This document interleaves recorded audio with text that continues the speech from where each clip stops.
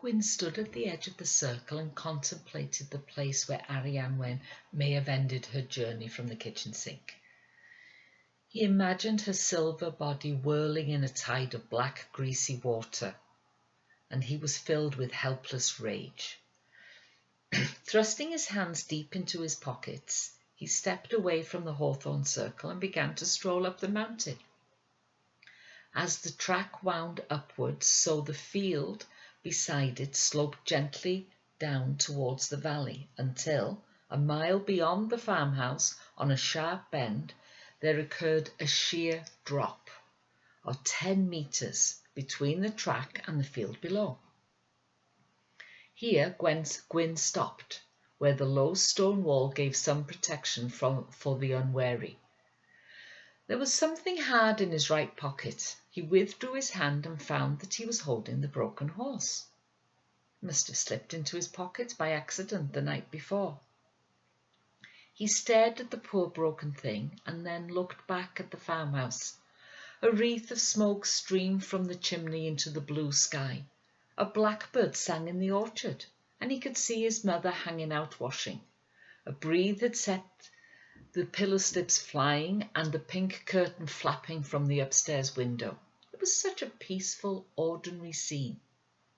And then his gaze fell upon the ring of thorn trees, and he hated the morning for being beautiful while Arian Wen was dying in the dark.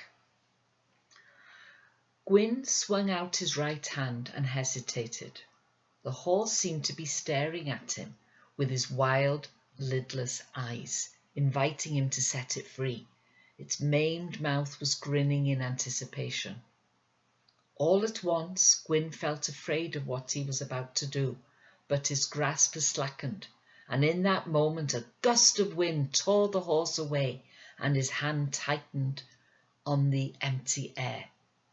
The wind carried the tiny object over the flock of sheep that neither saw nor cared about it. But some of the animals raised their heads when the boy above them cried out, "Go!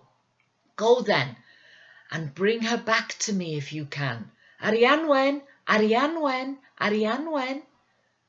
The broken horse vanished from sight, and as it did so, a low moan rumbled through the air.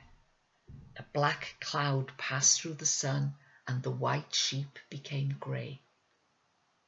Gwyn turned away to continue his walk, but after he had taken a few paces, it began to rain.